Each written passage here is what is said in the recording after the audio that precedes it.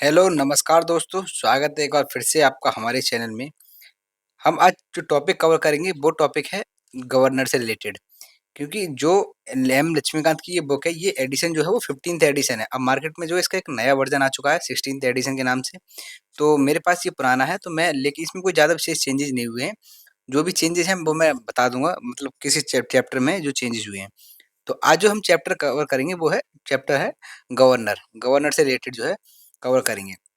मैं इसको line by line आपको जो है इसे समझाऊँगा, ताकि आपको इसे समझने में कोई दिक्कत ना हो। कि जैसा हमने देखा था कि सेंटर पे एक सिस्टम है और सेंटर पे सिस्टम का एक पार्लियामेंट्री सिस्टम है।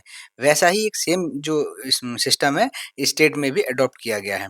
जो पार्ट 6 है कॉन्स्टिट्यूशन का, वो बताता है कि गवर्नमेंट इन द स्टेट कि राज्य में किस तरीके की सरकार होंगी। अब ये जो पार्ट है, वो हर स्टेट्स पर लागू होता है, सिवाय जम्मू और कश्मीर के। क्योंकि जम्मू और कश्मीर में उनका एक अपना अलग से एक सेपरेट कॉन्स्टिट्यूशन है, ठीक है? लेकिन ये जो कब तक था 2019 तक, जब आर्टिकल जो 370 था, उसको जब हटा दिया गया है, तब से अब ये जो पार्ट 6 है वो पूरे इंडिया में यहाँ तक कि जम्मू कश्मीर पर भी ये लागू होता है।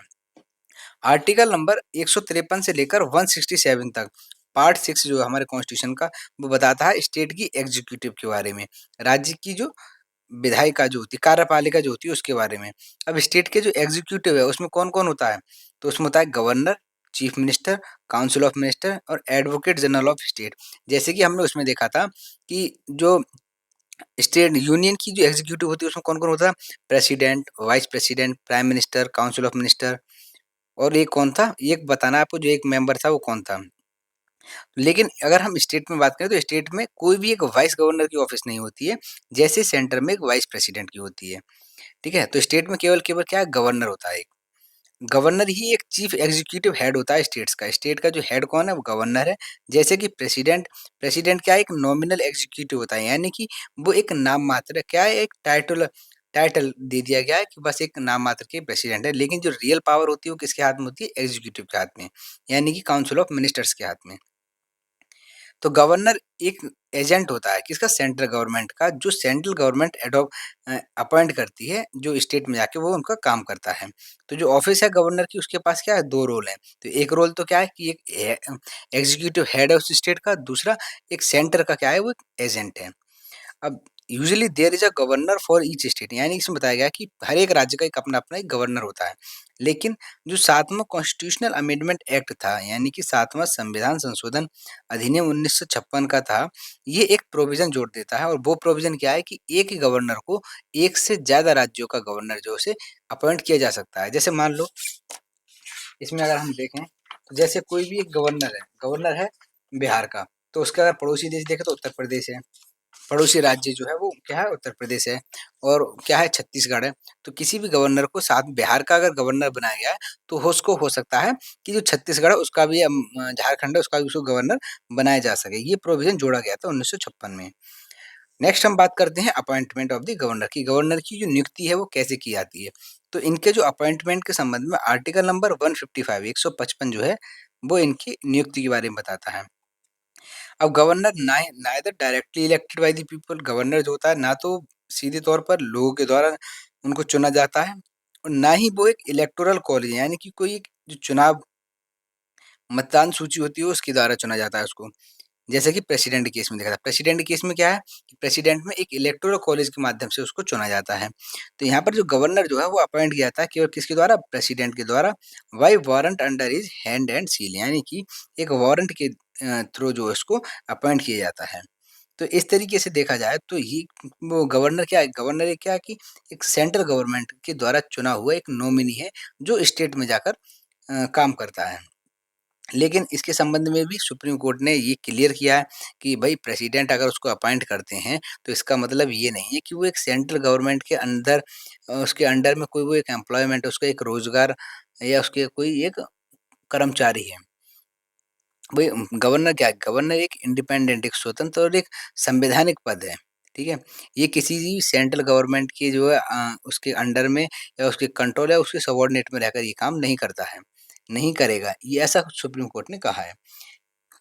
अब नेक्स्ट बात करते हैं तो draft constitution provided for the direct. अब इसमें बताया कि हमारा जब संविधान जब बनाया जा रहा था, तब उसमें जो ड्राफ्ट तैयार किया गया था, तो उसमें तो एक प्रोविज़न था कि जो गवर्नर है, उसको चुना जाएगा और वो इलेक्शन के माध्यम से चुना जाएगा basis on the universal adult suffrage, यानी कि सार्वभौमिक मतदान के द्वारा उसे चुना जाएगा। जो पर्सन जिसकी 18 ईयर हो चुकी है, एज हो चुकी है, वो उस गवर्नर के जो चुनाव है, उसमें हिस्सा लेगा।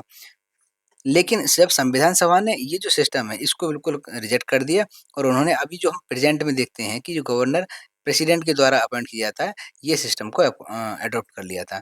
अब इसके पीछे कई कारण जो है वो बताए जाते हैं और ये कारण कभी-कभी स्टेटमेंट के तौर पर जो है स्टेट पीसीएस में पूछ लिए जाते हैं। और उसके पीछे संविधान सभा में कुछ कारण दिए थे, क्या थे? कि ये बताया गया था कि जो डायरेक्ट इलेक्शन है गवर्नर का is incompatible with the parliamentary system, यानी कि जो संसदीय प्रणाली जो हमने अडॉप्ट किया है ब्रिटिश से, तो उसके हिसाब से देखें तो गवर्नर का जो इलेक्शन है, वो एक इनकॉम मतलब सही नहीं होगा। अब जो the mode of direct election is more likely to create conflict between the governor and the chief minister. अब ऐसे क्या है कि अब 2 पर्सन हैं और दोनों ही अगर हेड हैं, एक पॉलिटिकल हेड होता है, एक एग्जीक्यूटिव हेड है। तो अगर हम बात करें तो दोनों ही अगर पर्सन को चुना जाता है इलेक्शन के माध्यम से, तो दोनों ही एक चुने हुए व्यक्ति होंगे, तो इनके बीच में पावर को लेकर क्या कि विवाद रहेगा।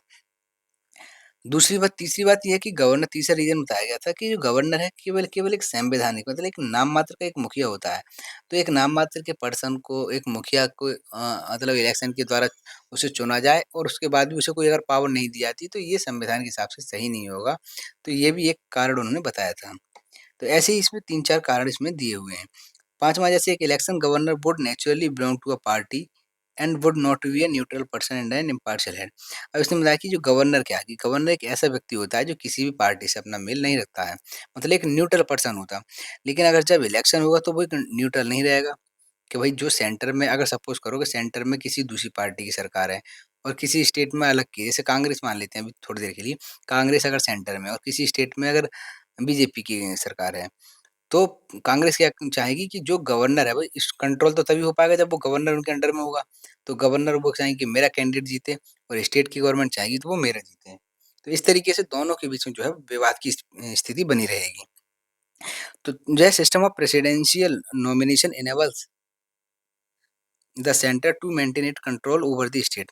अब क्या है कि अगर इलेक्शन के द्वारा गवर्नर चुना जाता है, तो जो प्रेसिडेंट का या सेंटर का जो कंट्रोल है राज्य पे, वो कम हो जाएगा और राज्य जो है वो अपनी मनमानी तरीके से काम करेंगे। तो ये कुछ मुख्य कारण थे जिनकी वजह से ये जो सिस्टम था इलेक्शन का गवर्नर को चुनने का, वो रिजेक्ट कर दिया और जो अभी प्रेजेंट में देख रहे हैं, ये जो सिस्टम है इसको अडॉप्ट कर लिया था। अब जो अमेरिका का मॉडल है, जहाँ पे अमेरिका के मॉडल में क्या है कि अमेरिका में जो गवर्नर होते हैं स्टेट्स के, वो डायरेक्टली इलेक्ट मतलब उनको उनकी जनता के द्वारा उनको चुना जाता है। जबकि कनाडा का जो मॉडल है, उसमें क्या होता है जो गवर्नर है प्रोविंसेस के, उनको अपॉइंट किया जाता है और अपॉइंट किसके द्वारा? गवर्नर जनरल के द्वारा। तो यही जो प्रोविज़न है हमारे यहाँ जो गवर्नर को अपॉइंट करने की जो प्रोसेस है, ये कॉन्सेप्ट है, वो कहाँ से लिया गया? कनाडा से लिया गया है और यही बाद में संविधान सभा ने इस चीज़ को अपनाया था। अब क्वालिफ़िकेशन की बात करें तो हमारे कॉन्स्टिट्यूशन में केवल 2 ही तरीके की क्वालिफ़िकेशंस के बारे में बात की गई है गवर्नर की। तो पहली क्या है कि एक वह तो भारत का नागरिक होना चाहिए, ठीक है? दूसरा है कि 35 वर्ष जो है वो पूरी कर चुका हो। ये 2 क्वालिफ़िकेशंस है वो ज़रूरी है किसी भी पर्सन को गवर्नर बनने के लिए। दूसरी इसके साथ में कुछ और भी चीज़ें हैं, जैसे एक क्या है कि वह जो है जिस राज्य में उसको चुना गया है मतलब जिस राज्य का गवर्नर उसे बनाया जा रहा है, वो उस स्टेट का नहीं होना चाहिए। दूसरी बात ये है कि जब president while appointing the governor, the president is required to consult the chief minister of the state. यानी कि जब कभी भी प्रेसिडेंट गवर्नर को जब अपॉइंट कर रहे होंगे किसी स्टेट के लिए, तो उस स्टेट का जो मुख्यमंत्री है, तो उससे वो उसे सलाह-मशवरा करेंगे। तो ये 2 मतलब रूल्स वगैरह बताए गए हैं कि जो प्रेसिडेंट जो है वो फॉलो करते हैं, जो गवर्नर को अपॉइंट करते हैं, ठीक है? लेकिन अभी प्रेज़ेंट में अगर देखा जाए तो दोनों का ही उल्लंघन होता है कि प्रेसिडेंट जो अपने मनमाने तरीके से पर्सन्स को अपॉइंट करते हैं।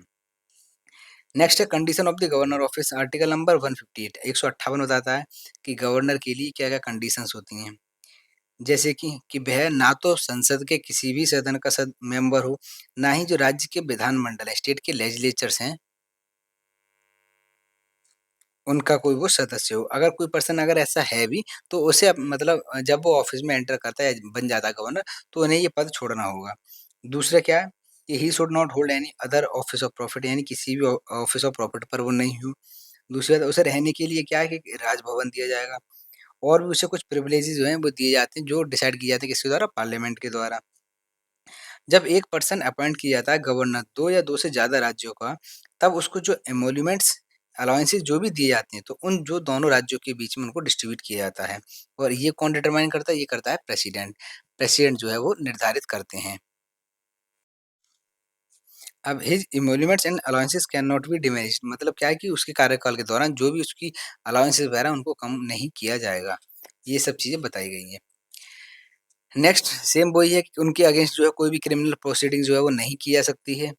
ठीक है? अगर ऐसी कोई भी क्रिमिनल प्रोसीडिंग है भी, तो 2 महीने पहले का उसे एक नोटिस देना होगा और ये किसमें? सिविल केसेस में। ठीक है? अब शपथ की बात करें तो आर्टिकल नंबर 159 बताता है, तो मतलब शपथ में कौन दिलवाता है? तो जो ओथ है ऑफिस ऑफ गवर्नर की, वो chief justice of the concern high court, state high court, यानी कि उस राज्य का जो हाई कोर्ट है, उसके जो मुख्य न्यायाधीश हैं, चीफ जस्टिस हैं, वो शपथ दिलाते हैं। अगर वो नहीं है, वो अगर एब्सेंट है, तो सीनियर मोस्ट जज होगा उस कोर्ट का, जो भी है, वो शपथ दिलाता है। तो एवरी पर्सन, हर एक वो व्यक्ति जो गवर्नर के पद पर रहता है, उस पर विराजमान करता है, वो इस तरीके की ओथ लेता है। ठीक है? नेक्स्ट है term of governors office. Governor की जो ऑफिस का कार्यकाल उसके बारे में अगर हम देखें तो आर्टिकल नंबर 156 से है, वो बताता है कि गवर्नर की जो ऑफिस है वो कितने वर्ष की होगी? 5 वर्ष की। ठीक है? लेकिन ये प्रेसिडेंट पर निर्भर करता है, प्रेसिडेंट के प्लेजर पर, कि वो उन पर कब तक मेहरबान रहते हैं। ऐसी कोई फिक्स नहीं है कि 5 साल बाद उन्हें हटा दिया जाएगा। और जब कभी अगर गवर्नर अपना रेजिग्नेशन लेटर लिख देते हैं तो वो किसको देंगे? प्रेसिडेंट को। Next the governor has no security of tenure and, मतलब यहाँ पर क्या है कि अगर देखें तो कोई मतलब फिक्स टर्म नहीं है, कि ऐसा नहीं है कि 5 साल है तो 5 साल में, 5 साल से पहले भी अगर जब कोई प्रेसिडेंट चाहें तो उनको हटा सकते हैं, ठीक है? किसी भी समय पर। Constitution does not lay down any ground upon which a governor may be removed by the president, यानी कि जैसे अगर हम बात करें प्रेसिडेंट के केस में ग्राउंड फिक्स था कि या तो मिसबिहेवियर या वो unable to perform the duty, मतलब अपना कार्य जो करने में असमर्थ है, तब उसको हटाया जा सकता है। लेकिन गवर्नर के केस में ऐसा नहीं है। गवर्नर को कोई भी ग्राउंड नहीं दिया गया है जिसके आधार पर उन्हें हटाया जाए, मतलब जब प्रेसिडेंट चाहे तब उन्हें हटा सकते हैं। अब ऐसा होता भी है, पीछे सरकारों में क्या हुआ था कि जैसे कि नेशनल फ्रंट की सरकार थी, बीपी सिंह जिसके हेड थे 1989 में। उन्होंने क्या है कि जो भी कांग्रेस सरकार के जितने भी गवर्नर्स थे उनसे कह दिया कि आप रिज़ाइन दे दो, ठीक है? कुछ ऐसे गवर्नर्स थे जो रिप्लेस किए गए थे और कुछ ऐसे थे जो कंटिन्यू रहे थे। और यही चीज़ जो है वो सेम दोहराई गई थी 1991 में, जब कांग्रेस की सरकार बनी थी केंद्र में। और प्राइम मिनिस्टर कौन थे? जिसके मुखिया थे पीवी नरसिम्हा राव। तो इन्होंने भी क्या करा था कि 14 जो गवर्नर थे उनको जो बीपी सिंह सरकार में जिनको बनाया गया था और चंद्रशेखर गवर्नमेंट में उनको हटा दिया था। ठीक है? अब जो प्रेसिडेंट है ट्रांसफ़र कर सकते हैं किसी भी गवर्नर को जो अपॉइंट किया गया है उसे एक राज्य से दूसरे राज्य में बचे हुए समय के लिए। अब governor can hold office beyond his term of 5 year, मतलब क्या है कि 5 साल नहीं, 5 साल जब तक वो रहता है, जब तक कि कोई दूसरा व्यक्ति उस पद पर नहीं आ जाता है, तब तक वो कंटिन्यू रहता है। President can make such provision as things fit for the discharge of the function of governor in any contingency not provided for the constitution, यानी कि ये जो पावर है वो प्रेसिडेंट को दी गई है कि यदि कोई भी मान लो संविधान में कोई भी एक प्रोविज़न नहीं है गवर्नर से रिलेटेड और किसी भी समय कोई एक स्थिति ऐसी बन जाती है कि उस नियम को बनाया जाए, तो प्रेसिडेंट के पास पावर है कि वो उस संबंध में जो है वो नियम बना सकते हैं। चीफ जस्टिस जो होते हैं उस कंसर्न हाई कोर्ट के में appoint temporarily to discharge the function of the governor, यानी ये कहा गया है कि अगर सपोज़ करो कि जो भी गवर्नर है, किसी भी स्टेट का, उसकी अपने कार्यकाल के दौरान उसकी डेथ हो जाती है, तो वहाँ उस स्टेट का जो हाई कोर्ट के चीफ जस्टिस हैं, वो उस पर जो है वो गवर्नर उस राज्य के वो बनाए जाएँगे, ठीक है? मतलब कुछ समय के लिए, जब तक कि दूसरे पर्सन्स को अपॉइंट नहीं कर दिया जाता तब तक। अब बात करें powers and functions of the governor की, गवर्नर की क्या पावर्स होती हैं, क्या कामकाज होते हैं? तो इनको 4 भागों में बाँटा गया है कि एग्ज़ीक्यूटिव पावर्स क्या होती है, लेजिस्लेटिव, फाइनेंशियल और जुडिशरी। जैसे हमने प्रेसिडेंट के केस में देखा था, वहाँ तो 6 से 7 पावर जो है वो जो दी गई थी, उनका जो काम था। एग्ज़ीक्यूटिव पावर्स की बात करें तो सभी जो राज्य की जो एक्शंस होती हैं, मतलब राज्य सरकार की जितने भी कामकाज होते हैं वो ज़्यादातर किसके नाम से किए जाते हैं? गवर्नर के नाम से किए जाते हैं, ठीक है? कोई भी ऑर्डर वगैरह पास होता है, कोई रूल्स वगैरह बनाए जाते हैं, वो भी क्या गवर्नर के द्वारा। और भी मतलब क्या कि सरकार के कामकाज को और ज़्यादा सरल बनाया जा सके, इससे संबंधित भी जो नियम्स वगैरह होते हैं, रूल्स वगैरह बनाने की पावर किसके पास है? गवर्नर के पास है। और दूसरा तीसरा एग्जीक्यूटिव में देखें चौथे में क्या है कि वह जो है वो मुख्यमंत्री जो है उनको अपॉइंट करता है और जो अन्य मंत्री हैं उनको भी अपॉइंट कौन करता है? गवर्नर करता है। They also hold office during his pleasure, यानी कि ट्राइबल वेलफेयर मिनिस्टर्स के बारे में बात करते हैं, यानी कि जो कुछ ऐसे राज्य हैं जहाँ जनजातीय लोग जो पाए जाते हैं, ट्राइबल पीपल्स पाए जाते हैं, वहाँ पर एक ट्राइबल वेलफेयर मिनिस्टर होगा। अब ये किन-किन स्टेट्स में बनाया जाएगा मिनिस्टर? छत्तीसगढ़, झारखंड और मध्य प्रदेश में, ठीक है?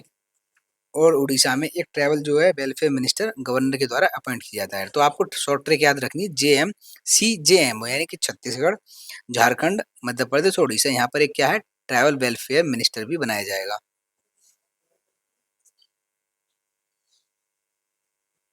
अब जो स्टेट है वो Bihar was excluded from the provision, यानी कि पहले बिहार में भी जो एक ट्राइबल वेलफेयर मिनिस्टर बनाया जाता था, लेकिन 2006 में बिहार को है जो इस प्रोविजन से अलग कर दिया गया था। और फिफ्थ पावर देखें तो जो गवर्नर है वो अपॉइंट करता है, नियुक्त करता है जो एडवोकेट जनरल ऑफ स्टेट्स होते हैं, तो उनको भी अपॉइंट करता है, ठीक है। नेक्स्ट है इस राज्य की जो स्टेट इलेक्शन कमीशन है, चुनाव आयोग है, उनकी क्या कंडीशंस होंगी सर्विस का, कितने समय के लिए होगा, और उसको जो अपॉइंट करता है वो गवर्नर करते हैं। स्टेट के इलेक्शन कमिश्नर को हटाया जाता है उसी तरीके से जैसे कि एक जज को, एक हाई कोर्ट के जज को हटाया, यानी कि इलेक्शन कमिश्नर के मेंबर को इलेक्शन कमीशन के और सुप्रीम कोर्ट वो हाई कोर्ट के जज को हटाने की जो प्रोसेस है वो दोनों की क्या है? सेम है। नेक्स्ट अगर हम बात करें तो he appoint the chairman and member of the state public service commission, however they can be removed only by the president not by the governor, यानी कि जो स्टेट पब्लिक सर्विस कमीशन के चेयरमैन है मेंबर्स को भी appoint यही करता है, लेकिन इनको हटाने का काम किसका है? प्रेसिडेंट का, ना कि गवर्नर। नेक्स्ट इस पावर है कि वह चीफ मिनिस्टर से कह सकता है वही काउंसिल ऑफ मिनिस्टर्स के जो भी उनके द्वारा डिसीजन लिया गया है किसी भी मैटर पर, सही है, उसके बारे में जो जानकारी है वो उसे दें। नेक्स्ट है he can recommend imposition of the constitutional emergency in the state to the president, यानी कि वो प्रेसिडेंट से कह सकता है कि भाई राज्य में संवैधानिक जो आपातकाल है यानी कि प्रेसिडेंट रूल है वो लगाया जाए, जब कभी उसे लगता है कि एक ऐसी स्थिति जो है वो राज्य में बन चुकी है कि जिसमें लॉ एंड ऑर्डर को मेंटेन करना जो है बहुत ही ज़्यादा मुश्किल हो, तब वो प्रेसिडेंट से कह सकता है कि प्रेसिडेंट जो है वो प्रेसिडेंट रूल जो है वो लगा दें। नेक्स्ट अगर पावर है तो ही चांसलर ऑफ द यूनिवर्सिटी, जो गवर्नर है वो सभी उस राज्य में जितनी भी यूनिवर्सिटीज़ हैं उनका चांसलर होता है। दूसरा he also appoint the vice chancellor of universities in the state, यानी कि राज्य की जितनी भी यूनिवर्सिटीज़ हैं तो उनके जो वाइस चांसलर को भी खुद तो चांसलर होता है यूनिवर्सिटी का, लेकिन वाइस चांसलर को भी अपॉइंट कौन करता है? गवर्नर। नेक्स्ट है लेजिस्लेटिव पावर्स, उसकी जो लेजिस्लेटिव पावर्स होती हैं। अब गवर्नर जो क्या है कि स्टेट लेजिस्लेचर राज्य का जो विधानमंडल होता है उसका एक इंटीग्रल पार्ट है, यानी कि अगर हम बात करें वो सेम पार्लियामेंट वाली बात आ गई है। पार्लियामेंट किससे मिलकर बनी हुई है? प्रेसिडेंट से, लोकसभा और राज्यसभा से। ऐसे ही जो स्टेट के लेजिस्लेचर्स होते हैं वो भी मिलकर बने हुए होते हैं लेजिस्लेटिव असेंबली, लेजिस्लेटिव काउंसिल और प्रेसिडेंट से, वो गवर्नर से। तो ही कैन समन मतलब जो मीटिंग्स होती है राज्य की विधानसभाओं की उनको बुलाता है, वो उनको स्थगित करता है, प्रोरोग करता है और डिसॉल्व भी करता है, ठीक है। दूसरी बात, हर इलेक्शन के बाद और हर साल का जो पहला सत्र है उसको बुलाया जाता है और एड्रेस किसके द्वारा किया जाता है? गवर्नर के द्वारा। तीसरा है कि गवर्नर जब कभी चाहे तब जो एक हाउस में एक मैसेज सेंड कर सकता है कि किसके संबंध में जो भी बिल पेंडिंग है लेजिस्लेचर्स में कि भाई उन पर भी ध्यान दिया जाए, ठीक है।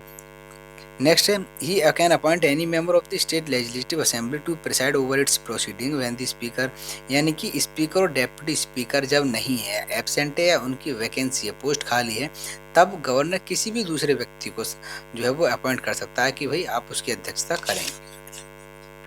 नेक्स्ट है he nominate 1/6 of the member of the state legislative council from amongst person, यानी कि 1/6 लेजिस्लेटिव काउंसिल से राज्य की जो विधान परिषद के 1/6 मेंबर्स को अपॉइंट करता है। वो किन किन ग्राउंड से? ऐसे व्यक्ति जो लिटरेचर के ग्राउंड से हों, साइंस के, आर्ट, कोऑपरेटिव मूवमेंट या सोशल सर्विस, यानी कि इन 5 ग्राउंड से किन्हीं भी व्यक्तियों को 1/6 पर्सन को वो अपॉइंट करता है। दूसरा है वह एक मेंबर को अपॉइंट करता है जो कि एक एंग्लो इंडियन कम्युनिटी का होगा, उसको विधानसभा में। सातवां है he decide on the question of qualification of the member of the state legislature, यानी कि जो विधानसभा है, विधान परिषद के जो सदस्य हैं उनको डिस्क्वालीफाई करने का जो निर्णय भी कौन लेता है? गवर्नर। लेकिन ये कब लेगा? जब उस राज्य के जो चुनाव आयोग है उससे सलाह करने के बाद, उससे कंसल्टेशन के बाद। अब इसमें 8 में बताया गया ये पावर कि यदि कोई भी बिल गवर्नर के पास आता है, कब जब राज्य की विधानमंडल पास कर देती है, वही एक्ट कब बनता है जब गवर्नर उस पर अपनी परमिशन दे देगा तब। तो गवर्नर के पास कुछ ऑप्शंस होते हैं। पहला तो कि उस बिल पर अपनी सहमति दे दे या विदहोल्ड कर दे या उस बिल को वापस कर दे यदि वो मनी बिल नहीं है तो। क्यों मनी बिल तो लाया ही जब जाता है जब प्रेसिडेंट या गवर्नर की या प्रेसिडेंट की परमिशन उससे ले ली जाती है तब। अगर चौथा ऑप्शन है गवर्नर जो है कोई भी बिल को रिजर्व करता है और रिजर्व किसके लिए कैसे करता है प्रेसिडेंट के लिए, ठीक है। तब जो है वो प्रेसिडेंट के पास भेजता है और वो कब जब गवर्नर को लगे कि कोई ऐसा बिल है जो राज्य के नीति निर्देशक सिद्धांत यानी कि directive principle of state policy जो है उनको वो उल्लंघन करता हो या उनकी कोई अपोजिट हो या किसी संविधान के प्रोविजन के अगेंस्ट हो या एक बड़े राज्य के हित में है, ठीक है, उसके संबंध में या प्रॉपर्टी के एक्विजिशन से संबंधित कोई भी बिल है तब वो इन 4-5 केसेस में जो है वो बिल को रिजर्व करता है प्रेसिडेंट के लिए। नेक्स्ट है अगर कोई भी सत्र जो है राज्य के विधानमंडल की बात करें तो अगर उसका सत्र सेशन जो है वो नहीं लग रहा है तो ऐसे समय में जो ऑर्डिनेंस इशू की जाती हैं वो गवर्नर जो इशू करेगा। वो गवर्नर जो इशू करता है ऑर्डिनेंस आपको बताना किस आर्टिकल के अंडर वो आता है। नेक्स्ट है स्टेट फाइनेंस कमीशन यानी कि राज्य की जो फाइनेंस कमीशन है, पब्लिक सर्विस कमीशन है, केयर की रिपोर्ट है, वो राज्य के विधानमंडल जो स्टेट लेजिस्लेचर के सामने पेश कौन करता है गवर्नर। अब ये कुछ पावर्स हैं फाइनेंशियल पावर्स। फाइनेंशियल पावर्स की बात करें तो बजट जो है स्टेट का बजट एनुअल फाइनेंशियल स्टेटमेंट है वो राज्य के विधानमंडल में लाया जाता है लेकिन उसमें पहले परमिशन लेनी पड़ती है, ठीक है। मनी बिल जब भी इंट्रोड्यूस किया जाता है उसमें क्या कि जब पहले उसमें गवर्नर की परमिशन ले ली जाती है तब उसके बाद उसको सदन में पेश किया जाता है। कोई भी डिमांड जो होती है ग्रांट की नहीं की जाएगी सिवाय उसके रिकमेंडेशन के, क्या केवल जितनी की वो रिकमेंड करेगा उतनी ही ग्रांट जो है वो दी जाएगी। अगर भविष्य में कोई ऐसा एक्सपेंडिचर दिखता है तो कंटेंजेंसी फंड से पैसे निकालने के लिए वो क्या है परमिशन देता है, उसके बिना परमिशन के पैसे नहीं निकाला जा सकता, ठीक है। और हर 5 साल बाद जो है एक फाइनेंस कमीशन बनाई जाती है और ये एक स्टेट की फाइनेंस कमीशन होती है जो कि जो पंचायत और म्यूनिसिपैलिटीज की क्या वित्तीय पोजीशन क्या है, उनकी फाइनेंशियल पोजीशन क्या है और अगर उनकी जो है उनके संबंध में कौन कौन से स्टेप्स लेने चाहिए उसके बारे में भी जो है वो कौन बनाता है कमीशन गवर्नर। नेक्स्ट इसमें कुछ जुडिशियल पावर्स हैं। जुडिशियल पावर जो है वो बताता है आर्टिकल नंबर 161। जुडिशियल क्या है कि वह किसी व्यक्ति को क्षमा कर सकता है, pardon, reprieve, respite, remission of the punishment, suspend कर सकता है किसी भी सजा को, ये कुछ बताएगा, ठीक है।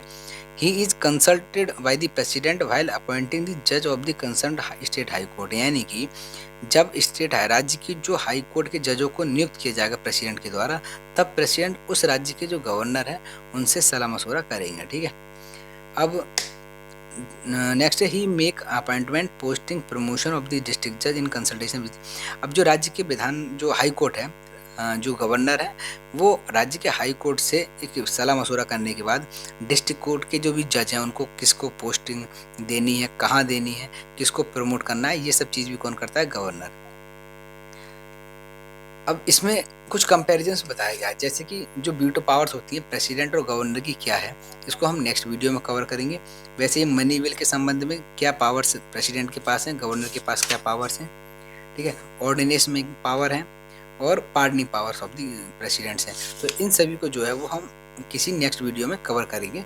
ये 4 कंपैरिजन के साथ इनको पढ़ेंगे। तो इस तरीके से ये चैप्टर जो है गवर्नर हमारा कंप्लीट होता है। मुझे उम्मीद है कि मैंने इसमें हर जो आपके पॉइंट है उनको समझाया, एक अच्छे से कोशिश की है समझाने की। फिर भी यदि किसी का कोई भी डाउट है इस चैप्टर से रिलेटेड तो आप कमेंट बॉक्स में आप लिख दीजिए, मैं उसको या किसी वीडियो के द्वारा या किसी मेथड से उसको समझाने की कोशिश करूँगा। तो कैसी लगी वीडियो कमेंट में ज़रूर बताएं, साथ ही साथ चैनल को सब्सक्राइब करें, लाइक करें और शेयर करें।